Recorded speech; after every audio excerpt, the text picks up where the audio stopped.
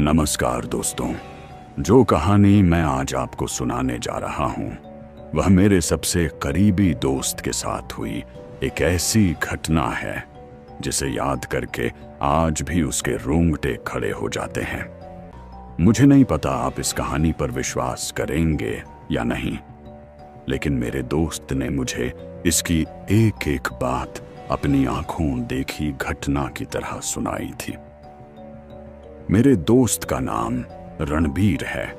वह पिछले कई सालों से ट्रक चलाने का काम करता है। दिन रात लंबी यात्राएं करना उसकी आदत बन चुकी थी। उसके साथ हमेशा एक हेल्पर रहता था जिसका नाम रामलाल था। दोनों की दोस्ती भी बहुत गहरी थी। जहां रणबीर जाता, रामलाल उसके साथ रहता। एक दिन दोनों को पश्चिम बंगाल से पंजाब तक भारी मशीनरी पहुंचाने का काम मिला। इस बार ट्रक में जरूरत से ज्यादा सामान लादा गया था। रणबीर ने मालिक से कहा भी कि ट्रक ओवरलोड है, लेकिन मालिक ने जवाब दिया, अगर यह माल समय पर नहीं पहुंचा तो बहुत बड़ा नुकसान हो जाएगा। किसी तरह पहुंचा दो। मजबूरी में दोनों ने सफर शुरू कर दिया। शुरुआत में सब कुछ सामान्य था। दिन भर ट्रक चलता रहा। शाम हुई, फिर रात उतर आई। हाईवे पर गाड़ियों की संख्या धीरे धीरे कम होने लगी। आसमान में बादल छा गए थे। कभी कभी बिजली चमक जाती और फिर चारों ओर गहरा अंधेरा फैल जाता। रात लगभग 1:30 बजे दोनों एक सुनसान जंगल वाले रास्ते से गुजर रहे थे। उस इलाके के बारे में लोगों ने पहले भी कहा था कि रात में वहां रुकना ठीक नहीं होता, लेकिन ट्रक ओवरलोड होने के कारण उसकी रफ्तार बहुत कम थी। कुछ देर बाद रामलाल बोला, भैया ट्रक थोड़ी देर रोक दीजिए, मुझे टॉयलेट जाना है। रणबीर ने सड़क किनारे ट्रक रोक दिया। चारों तरफ इतना सन्नाटा था कि केवल झिंगुरों की आवाज सुनाई दे रही थी। रामलाल टॉर्च लेकर सड़क से थोड़ा दूर झाड़ियों की ओर चला गया। रणबीर ट्रक में बैठकर उसका इंतजार करने लगा।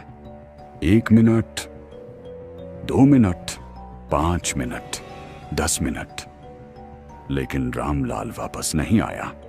रणबीर ने हॉर्न बजाया, रामलाल, ओ रामलाल। कोई जवाब नहीं। अब रणबीर को घबराहट होने लगी। उसने टॉर्च उठाई और झाड़ियों की ओर बढ़ गया। वहां पहुंचकर उसने चारों तरफ देखा। जमीन पर सिर्फ रामलाल की चप्पल पड़ी थी, लेकिन रामलाल कहीं नहीं था। रणबीर ने जोर जोर से उसका नाम पुकारा, रामलाल, मजाक मत कर, बाहर आ। लेकिन जंगल बिल्कुल शांत था। अचानक पीछे से किसी औरत की धीमी आवाज आई, क्या हुआ? किसी को ढूंढ रहे हो? रणबीर ने पलटकर देखा। सामने लगभग 20-22 साल की एक लड़की खड़ी थी। उसने बिल्कुल सफेद साड़ी पहन रखी थी। उसके लंबे काले बाल चेहरे पर बिखरे हुए थे। चेहरे पर हल्की मुस्कान थी, लेकिन उसकी आंखें बिल्कुल अजीब थीं। इतनी रात, इतने सुनसान जंगल में एक अकेली लड़की? रणबीर का दिल जोर जोर से धड़कने लगा। लड़की फिर मुस्कुराकर बोली, तुम्हारा साथी खो गया है क्या? रणबीर हैरान रह गया। उसने तो किसी को नहीं बताया था कि उसका हेल्पर गायब है। फिर इस लड़की को कैसे पता? रणबीर ने हिम्मत करके पूछा, तुम कौन हो? यहां क्या कर रही हो? लड़की मुस्कुराई, मैं यहीं रहती हूं। मैं तुम्हें तुम्हारे दोस्त तक पहुंचा सकती हूं। रणबीर को उसकी बातों पर विश्वास नहीं हुआ, लेकिन रामलाल का कोई पता भी नहीं था। मजबूरी में वह लड़की के पीछे पीछे चलने लगा। जंगल के अंदर जाते जाते रास्ता और भी अंधेरा होता गया। कुछ दूर जाने के बाद लड़की अचानक रुक गई। उसने धीरे से कहा, अगर अपने दोस्त को जिंदा देखना चाहते हो तो पीछे मुड़कर मत देखना। रणबीर ने कांपती आवाज में पूछा। क्यों? लड़की बोली, क्योंकि जो पीछे खड़ा है वह इंसान नहीं है। इतना सुनते ही रणबीर के कान के बिल्कुल पास किसी ने फुसफुसाकर कहा, रणबीर, मेरी तरफ देख। वह आवाज बिल्कुल रामलाल की थी, लेकिन रामलाल तो सामने होना चाहिए था। रणबीर के पूरे शरीर में सिहरन दौड़ गई। उसने लड़की की बात मानकर पीछे नहीं देखा, लेकिन अगले ही पल उसके कंधे पर किसी बर्फ जैसे ठंडे हाथ ने धीरे से स्पर्श किया और उसी क्षण जंगल में ऐसी भयानक हंसी गूंजी कि रणबीर के पैरों तले जमीन खिसक गई। रणबीर के कंधे पर जैसे ही बर्फ से भी ठंडा हाथ पड़ा, उसका पूरा शरीर कांप उठा। उसने लड़की की बात याद रखी और पीछे मुड़कर नहीं देखा, लेकिन पीछे से फिर वही आवाज आई, रणबीर, मुझे छोड़कर मत जा, मैं रामलाल हूं। आवाज बिल्कुल रामलाल जैसी थी। रणबीर की आंखों में आंसू आ गए। वह अपने दोस्त को बचाना चाहता था, लेकिन सफेद साड़ी वाली लड़की ने उसका हाथ कसकर पकड़ लिया। धीरे से बोली, अगर अभी पीछे देखा तो सुबह तक तुम्हारी लाश भी नहीं मिलेगी। इतना सुनते ही रणबीर ने अपनी आंखें बंद कर लीं और लड़की के साथ आगे बढ़ने लगा। कुछ दूर जाने के बाद जंगल के बीचों बीच एक टूटा हुआ प्राचीन मंदिर दिखाई दिया। मंदिर के चारों ओर बड़े बड़े बरगद के पेड़ थे, जिनकी जड़ें जमीन से बाहर निकलकर किसी सांप की तरह फैली हुई थीं।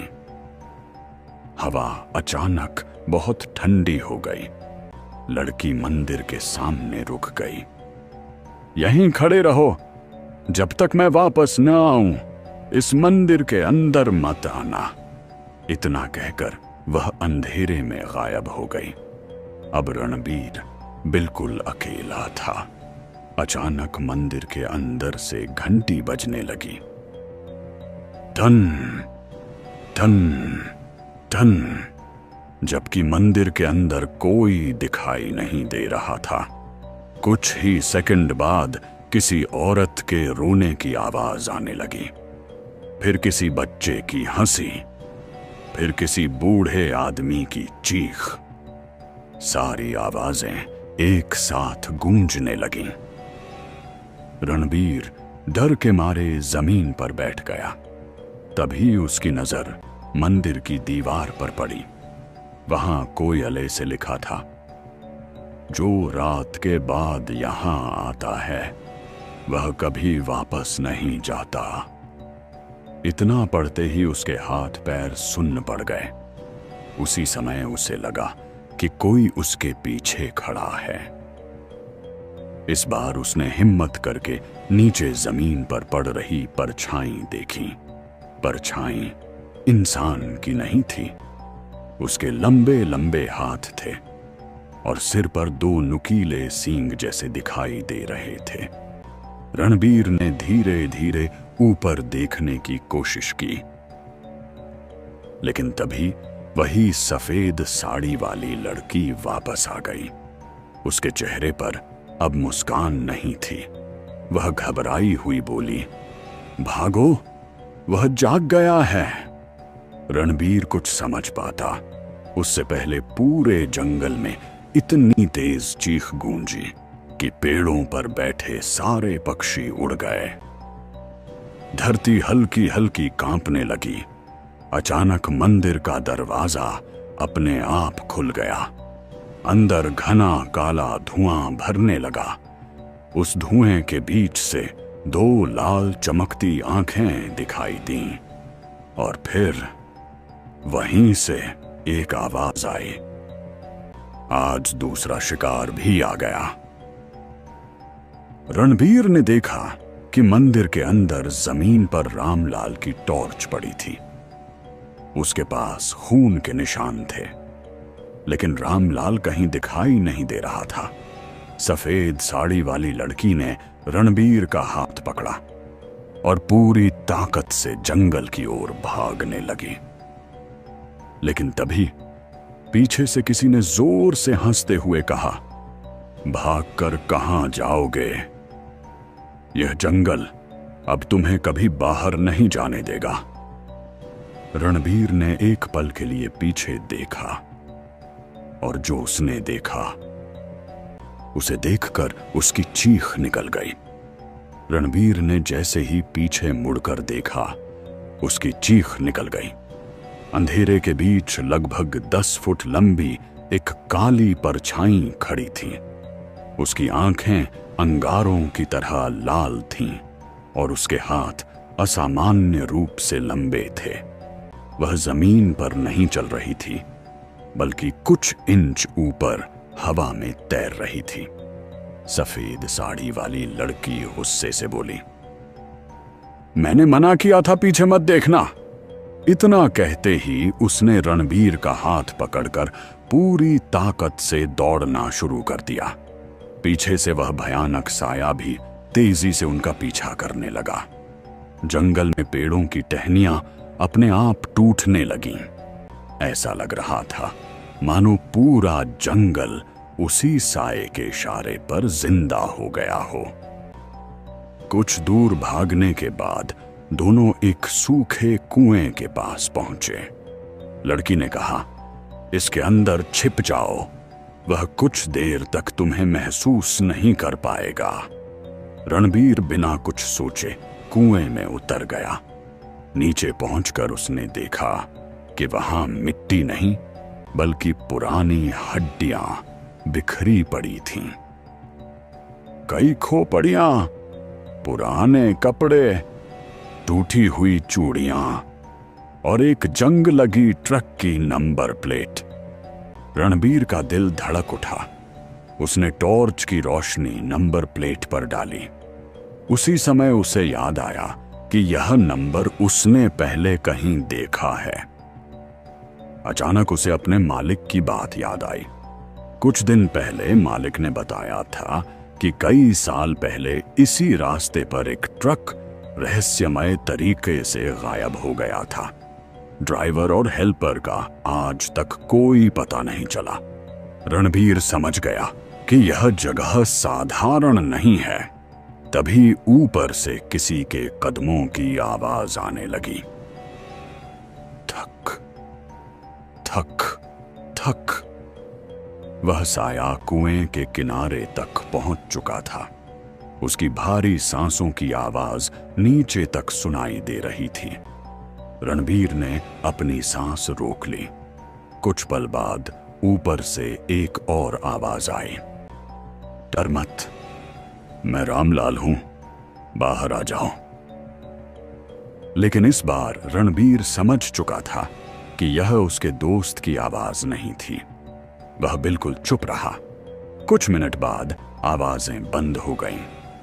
रणबीर धीरे धीरे ऊपर चढ़ने लगा। जैसे ही वह बाहर निकला, सफेद साड़ी वाली लड़की वहीं खड़ी थी। लेकिन इस बार उसके चेहरे पर गहरा दुख था। उसने धीमी आवाज में कहा, तुम्हारा दोस्त अब भी जिंदा है, लेकिन सूरज निकलने से पहले अगर उसे नहीं बचाया तो उसकी आत्मा भी हमेशा के लिए इसी जंगल की हो जाएगी। रणबीर की आंखों में उम्मीद लौट आई। उसने पूछा, वह कहां है? लड़की ने जंगल के सबसे घने हिस्से की ओर इशारा किया। वहां दूर एक पुरानी टूटी हुई हवेली दिखाई दे रही थी। उस हवेली की हर खिड़की में एक एक लाल रोशनी जल रही थी। लड़की बोली, रामलाल, उसी हवेली के अंदर कैद है, लेकिन याद रखना, उस हवेली में जो दिखे उस पर कभी भरोसा मत करना। वहां हर चीज तुम्हें धोखा देने की कोशिश करेगी। रणबीर ने अपनी टॉर्च कसकर पकड़ी। उसने मन ही मन भगवान का नाम लिया और हवेली की ओर बढ़ गया। जैसे ही उसने हवेली का टूटा हुआ दरवाजा खोला, अंदर से किसी ने बिल्कुल साफ आवाज में कहा, रणबीर, तुम आ ही गए। मैं तुम्हारा इंतजार कर रहा था। लेकिन वह आवाज रामलाल की नहीं थी। वह किसी ऐसी चीज की थी जो कई वर्षों से किसी नए शिकार का इंतजार कर रही थी। रणबीर ने कांपते हाथों से हवेली का भारी लकड़ी का दरवाजा पूरी तरह खोल दिया। दरवाजे की डरावनी आवाज पूरे जंगल में गूंज उठी। अंदर घना अंधेरा था। दीवारों पर मकड़ियों के जाले लटके हुए थे और हवा में सड़ी हुई मिट्टी की तेज बदबू फैली हुई थी। रणबीर ने अपनी टॉर्च जलाई। रोशनी सामने पड़ी तो उसने देखा कि हवेली की दीवारों पर पुराने जमाने की दर्जनों तस्वीरें टंगी थीं। लेकिन उन तस्वीरों की सबसे अजीब बात यह थी कि उनमें दिखाई देने वाले सभी लोग ट्रक ड्राइवर और उनके हेल्पर थे। हर तस्वीर के नीचे एक तारीख लिखी थी। रणबीर के माथे पर पसीना आ गया। उसे महसूस हुआ कि यह कोई साधारण हवेली नहीं, बल्कि उन लोगों का आखिरी ठिकाना है जो इस रास्ते से कभी लौटकर नहीं गए। अचानक टॉर्च की रोशनी आखिरी तस्वीर पर पड़ी। रणबीर के हाथ से टॉर्च लगभग छूट गई। उस तस्वीर में वही ट्रक था जिसे वह चला रहा था और तस्वीर में खड़े दो लोग, वह खुद और रामलाल थे, जबकि वह तस्वीर कई साल पुरानी लग रही थी। रणबीर की सांसें तेज हो गईं। वह घबराकर पीछे हटने लगा। तभी ऊपर की मंजिल से किसी के जंजीर घसीटने की आवाज आई। इसके बाद किसी आदमी की कमजोर आवाज सुनाई दी, रणबीर, मुझे बचा लो। यह आवाज रामलाल की थी। रणबीर बिना देर किए सीढ़ियों की ओर दौड़ा। जैसे ही वह दूसरी मंजिल पर पहुंचा, उसने देखा कि एक कमरे का दरवाजा आधा खुला हुआ था। अंदर रामलाल कुर्सी से बंधा हुआ दिखाई दे रहा था। उसका चेहरा पीला पड़ चुका था। वह रोते हुए बोला, भैया, जल्दी मुझे खोल दो, वह फिर आने वाला है। रणबीर दौड़कर उसके पास पहुंचा और रस्सियां खोलने लगा। तभी पीछे से वही सफेद साड़ी वाली लड़की तेज आवाज में चिल्लाई, नहीं, उसे मत खोलना। रणबीर रुक गया। उसने हैरानी से लड़की की ओर देखा। लड़की की आंखों में आंसू थे। वह बोली, यह तुम्हारा दोस्त नहीं है, यह तुम्हें फंसाने के लिए बनाया गया भ्रम है। रणबीर कुछ समझ नहीं पाया। उसी समय कुर्सी पर बैठा रामलाल जोर जोर से हंसने लगा। उसकी हंसी धीरे धीरे किसी इंसान की नहीं, बल्कि किसी राक्षसी आवाज में बदल गई। उसका चेहरा फटने लगा। आंखें पूरी तरह काली हो गईं और उसका मुंह असामान्य रूप से बड़ा होता चला गया। कुछ ही सेकंड में वह रामलाल नहीं, बल्कि एक भयानक दानव बन चुका था। उसने जंजीरें तोड़ दी और गरजते हुए रणबीर पर झपट पड़ा। रणबीर पीछे हट गया। दानव के नुकीले नाखून उसके चेहरे से बस कुछ इंच दूर रह गए। उसी समय सफेद साड़ी वाली लड़की ने अपने गले से एक पुराना ताबीज निकाला और दानव की ओर फेंक दिया। ताबीज के जमीन पर गिरते ही तेज सुनहरी रोशनी फैल गई। दानव दर्द से चीख उठा। पूरी हवेली जोर जोर से कांपने लगी। लड़की ने रणबीर का हाथ पकड़ा और कहा, अब सच जानने का समय आ गया है। मैं कोई चुड़ैल नहीं हूं। मैं भी कभी इस जंगल में फंसी हुई एक इंसान थी।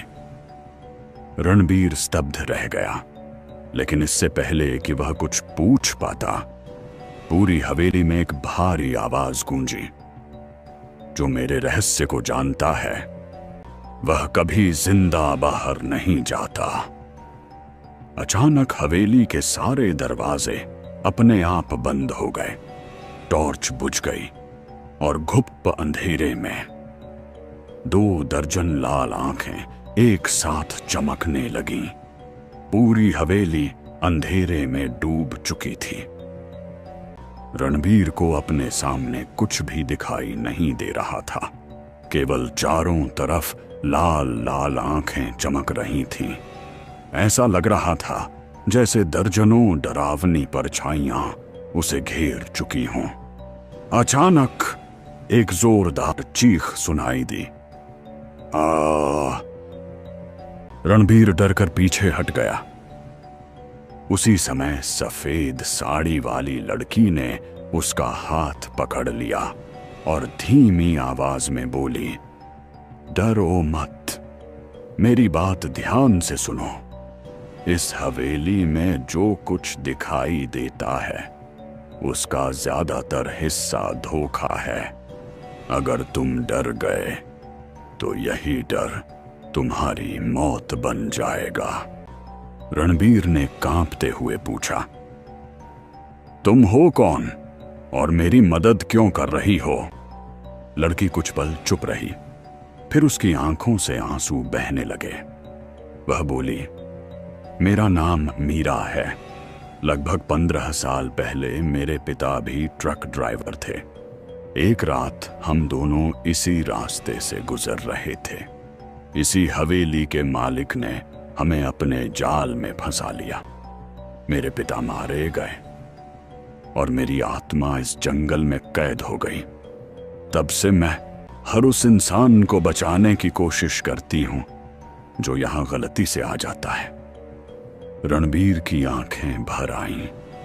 अब उसे समझ आ गया कि यह लड़की कोई दुष्ट आत्मा नहीं बल्कि एक बेबस आत्मा थी। तभी हवेली की दीवारों से काली धुंध निकलने लगी। उस धुंध के बीच से वही विशाल दानव फिर दिखाई दिया। उसकी आवाज पूरे महल में गूंज उठी। मीरा, तुम फिर एक इंसान को बचाने आई हो। इस बार कोई नहीं बचेगा। दानव ने अपना विशाल हाथ आगे बढ़ाया। पूरी हवेली जोर से कांपने लगी। छत से पत्थर गिरने लगे। मीरा ने तुरंत रणबीर को एक पुराना ताबीज देते हुए कहा, इसे कभी मत छोड़ना, यही तुम्हारी रक्षा करेगा। लेकिन याद रखना, असली रामलाल अभी भी जिंदा है। उसे हवेली के नीचे बने तहखाने में कैद रखा गया है। रणबीर ने बिना समय गंवाए तहखाने की ओर जाने वाली टूटी सीढ़ियों का रास्ता पकड़ लिया। जैसे जैसे वह नीचे उतर रहा था, हवा और ठंडी होती जा रही थी। कुछ देर बाद वह एक लोहे के बड़े दरवाजे के सामने पहुंचा।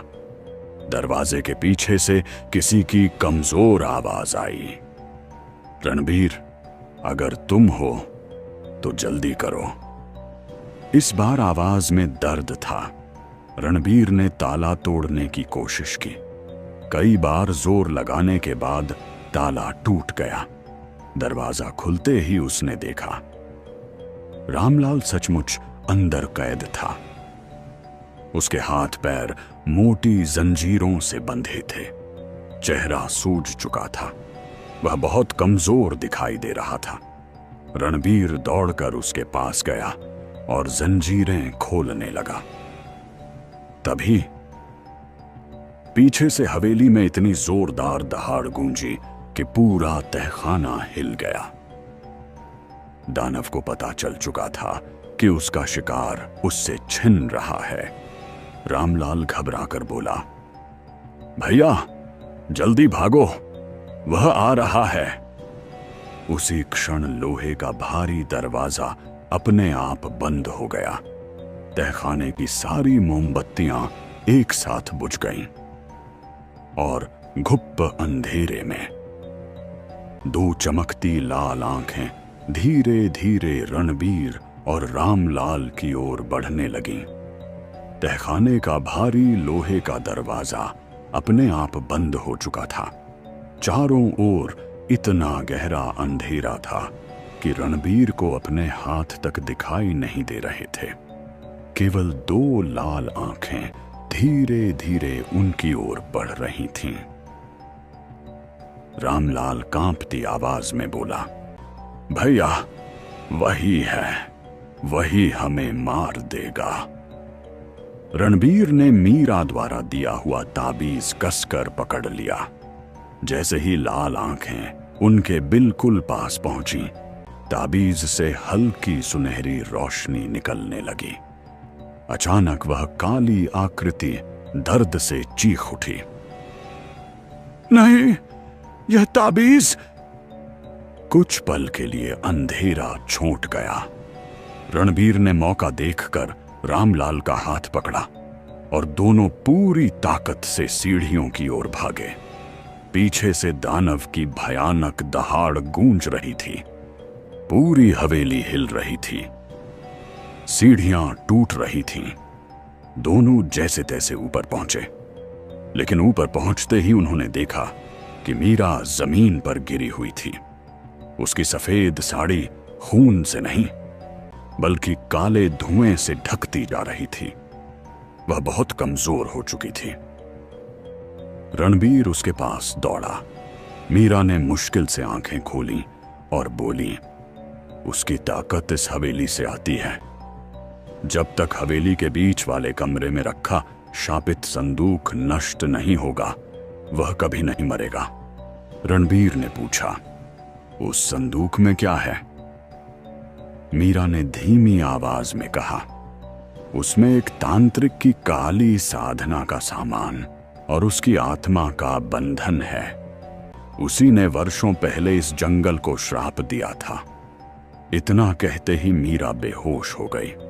रणबीर और रामलाल ने उसे उठाया और हवेली के बीच वाले बड़े कमरे की ओर बढ़े। कमरे का दरवाजा खुलते ही उनके सामने एक विशाल लकड़ी का संदूक दिखाई दिया। उस पर लोहे की मोटी जंजीरें बंधी थीं।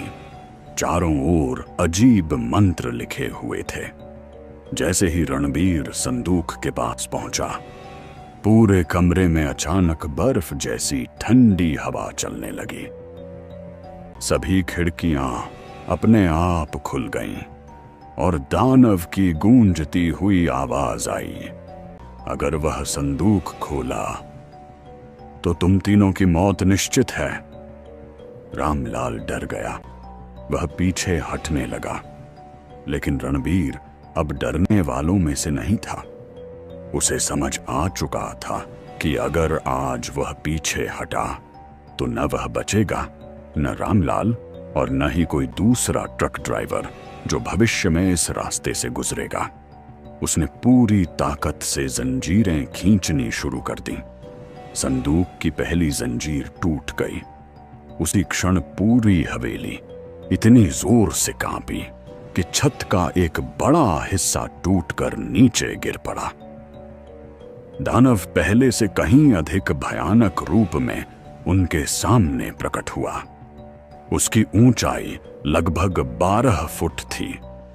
उसने गुस्से से गरजते हुए कहा, अब तुम्हारा अंत शुरू हो चुका है। उसने अपना विशाल हाथ रणबीर की ओर बढ़ाया, लेकिन उसी समय संदूक के अंदर से एक तेज नीली रोशनी बाहर निकली। उस रोशनी में किसी बूढ़े साधु की धुंधली आकृति दिखाई दी। साधु ने रणबीर की ओर देखकर कहा, अगर इस अभिशाप को हमेशा के लिए खत्म करना चाहते हो तो आज आधी रात से पहले अंतिम अनुष्ठान पूरा करना होगा, वरना यह दानव पहले से 100 गुना अधिक शक्तिशाली हो जाएगा। इतना कहकर वह आकृति गायब हो गई। रणबीर, रामलाल और मीरा एक दूसरे को देखने लगे। अब उनके पास बहुत कम समय बचा था और बाहर जंगल में फिर से किसी औरत की डरावनी हंसी गूंजने लगी। हवेली के अंदर हर तरफ मलबा बिखरा हुआ था। बाहर घड़ी में रात के लगभग 3 बजे थे। रणबीर, रामलाल और मीरा के पास श्राप को खत्म करने के लिए बहुत कम समय बचा था। तभी संदूक के अंदर से एक पुराना तांबे का नक्शा और एक ताड़पत्र बाहर गिरा।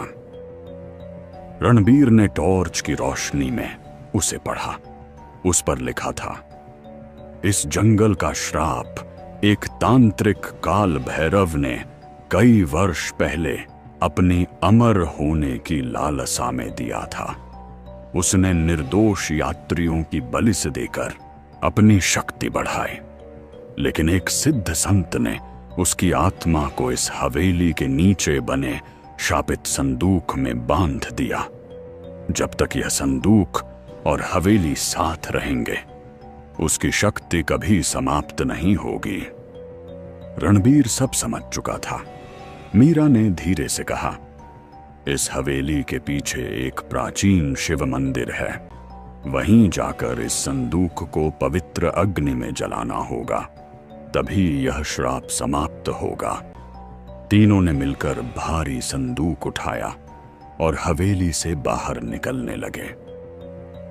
लेकिन जैसे ही वे मुख्य दरवाजे तक पहुंचे, पूरे जंगल में तेज आंधी चलने लगी। पेड़ जोर जोर से हिलने लगे, आसमान में बिजली कड़कने लगी और अचानक वही विशाल दानव उनके सामने आकर खड़ा हो गया। उसकी आंखों से आग जैसी लाल रोशनी निकल रही थी। वह गरज कर बोला, यह जंगल मेरा है, कोई भी मेरी शक्ति को नष्ट नहीं कर सकता। इतना कहते ही उसने रणबीर पर हमला कर दिया। रणबीर दूर जाकर गिर पड़ा। रामलाल ने हिम्मत करके एक जलती हुई लकड़ी दानव की ओर फेंकी, लेकिन उसका कोई असर नहीं हुआ। दानव अब संदूक छीनने ही वाला था कि मीरा उसके सामने आकर खड़ी हो गई। वह मुस्कुराई और बोली, आज तुम्हारा अंत निश्चित है। दानव ने पूरी शक्ति से मीरा पर हमला किया, लेकिन उसी क्षण मीरा ने अपना ताबीज संदूक पर रख दिया। ताबीज से इतनी तेज सफेद रोशनी निकली कि पूरा जंगल जगमगा उठा। रणबीर और रामलाल ने मौका देखकर संदूक उठाया और शिव मंदिर की ओर दौड़ पड़े। दानव उनके पीछे पीछे दौड़ने लगा। जैसे ही वे मंदिर पहुंचे, उन्होंने संदूक को मंदिर के बीच बने हवन कुंड में डाल दिया। रणबीर ने भगवान शिव का नाम लेकर जलती हुई मशाल संदूक पर फेंक दी। धड़ाम! संदूक में आग लग गई। पूरे जंगल में भयानक चीख गूंज उठी। दानव दर्द से तड़पने लगा। उसका शरीर धीरे धीरे राख में बदलने लगा। कुछ ही क्षणों में हवेली की दीवारों में दरारें पड़ गईं। पूरा महल जमीन पर ढहने लगा। जैसे ही श्राप टूटा, मीरा के शरीर से चमकदार सफेद प्रकाश निकलने लगा। उसके चेहरे पर पहली बार सुकून दिखाई दिया। उसने मुस्कुराकर रणबीर से कहा, धन्यवाद। आज तुमने सिर्फ मुझे नहीं, उन सभी मासूम आत्माओं को भी मुक्त कर दिया जो वर्षों से इस जंगल में कैद थीं। इतना कहते ही मीरा धीरे धीरे प्रकाश में विलीन हो गई। उसी समय जंगल में कैद अनगिनत आत्माएं भी आसमान की ओर उठने लगीं। कुछ देर बाद सब कुछ शांत हो गया। सुबह की पहली किरण जंगल पर पड़ी। रणबीर और रामलाल किसी तरह अपने ट्रक तक पहुंचे। हैरानी की बात यह थी कि ट्रक बिल्कुल वहीं खड़ा था जहां उन्होंने उसे छोड़ा था, लेकिन ट्रक की विंडशील्ड पर धूल में किसी ने एक पंक्ति लिखी हुई थी, हर सफेद साड़ी वाली आत्मा बुरी नहीं होती। रणबीर और रामलाल ने उस रास्ते पर दोबारा कभी रात में सफर नहीं किया। कई महीनों बाद उन्हें पता चला कि जिस पुरानी हवेली में वे गए थे वहां अब केवल खंडहर बचे हैं। उस जंगल में रहस्यमय ढंग से ट्रक ड्राइवरों के गायब होने की घटनाएं भी हमेशा के लिए बंद हो गईं। दोस्तों, अगर यह कहानी आपको पसंद आई हो तो वीडियो को लाइक करें, चैनल को सब्सक्राइब करें और बेल आइकन जरूर दबाएं ताकि ऐसी ही नई डरावनी कहानियां आप तक सबसे पहले पहुंच सकें।